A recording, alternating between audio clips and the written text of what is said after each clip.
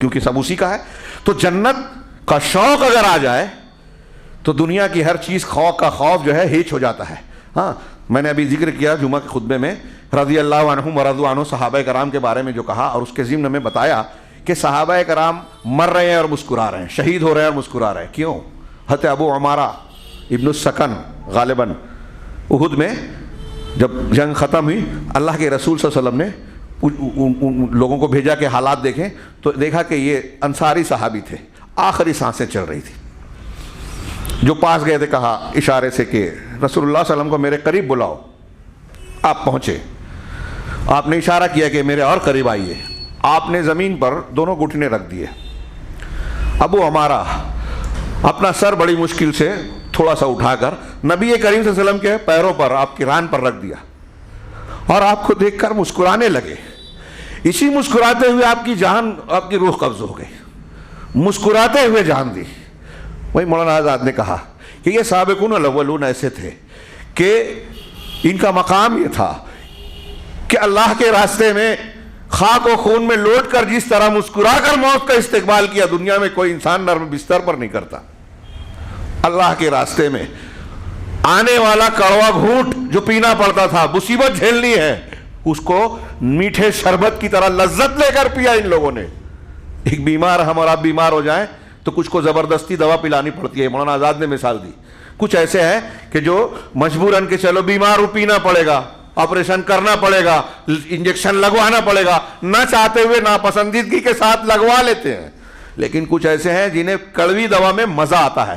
صحابہ کرام کا ایمانیات میں یہی مزاج تھا کہ اللہ کے راستے میں تکلیف ان کے لیے راحت کا سامان تھی. یہ ہے اعلیٰ محبت اور ایمان اور استقامت. استقامت ایمان سے اونچا درجہ ہے. ہم نے لا الہ الا اللہ کہا، یہ ایک بات. لا الہ الا اللہ سے آگے یہ ہے کہ ہم اس پر جمے رہیں، ڈٹے رہیں، کیسے بھی حالات آ جائیں اس سے ہلے ہٹے نہیں. توحید کے بعد توحید کا سبق اور اللہ کی معرفت ہوگی تو آخرت کا یقین، جنت کا شوق ہوگا تو دنیا کی کوئی چیز کا لالچ انسان کو روک نہیں سکتا. کیسے کیسے صحابہ کرام میں ہے، 5-10 منٹ اور بول سکتا ہوں. حضرت ابو ذر غفاری رضی اللہ تعالیٰ عنہ، کیا شان تھی. اللہ کے رسول نے کہا سورج مشرق کی بجائے مغرب سے طلوع ہو جائے گا، اس امت میں ابو ذر غفاری جیسے سچے لہجے والا انسان پیدا نہیں ہوگا، اس کا ثانی پیدا نہیں ہوگا. ہاں ان کی ایک شان عجیب و غریب بتائیں. کچھ چیزیں ان کی انفرادی تھی، یہ ضروری نہیں ہے، لیکن ان کا اپنا اعلیٰ معیار دیکھیے، عظمت دیکھیے. انہوں نے کہا کہ لوگ خوبصورت لڑکیوں کو ڈھونڈ کر شادی کرتے ہیں، میرے لیے بدصورت لڑکی ڈھونڈو. کہا ایسا کیوں؟ کہا اس کو بھی تو اللہ تعالیٰ نے پیدا کیا، اس کو بھی چاہتے ہیں، خواہشات ہیں، دل ہے، سب کچھ ہے، تو وہ بھی اللہ کی بندی ہے. اگر اسے کوئی نہیں پسند کرے گا تو پھر وہ اللہ کی نعمتوں سے بددل ہوگی. اور بھی بہت ساری حکمتیں.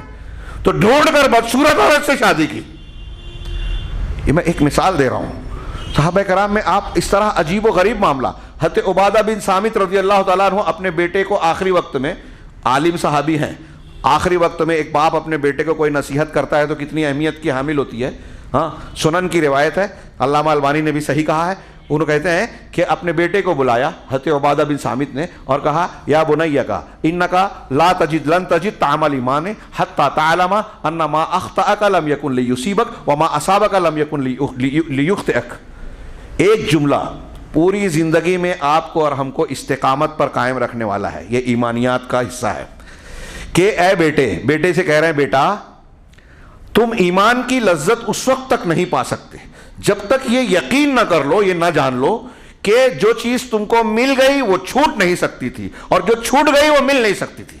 جو خطا ہو گئی وہ ملنے والی رہی، اور جو مل گئی وہ خطا نہیں. ایک جملہ آپ اس کی گہرائی میں جائیے. ہماری زندگی کی ساری بے چینیاں نا اسی میں ہوتی ہے. ارے میں تو فلاں پراپرٹی خریدنا چاہتا تھا، نہیں ملی. میں فلاں صدر سیکرٹری بننا چاہتا تھا، نہیں بن پایا. فلاں لڑکی سے شادی کرنا چاہتا تھا، نہیں کر پایا. یہ جتنا نہیں کر پایا سب کو اس جملے پر رکھ کے تولیے کہ جو نہیں ملا اللہ تعالیٰ کی مشیت فیصلہ نہیں تھا، تقدیر کا فیصلہ نہیں تھا، وہ نہیں مل سکتی تھی. آپ زمین آسمان ایک کر دیں.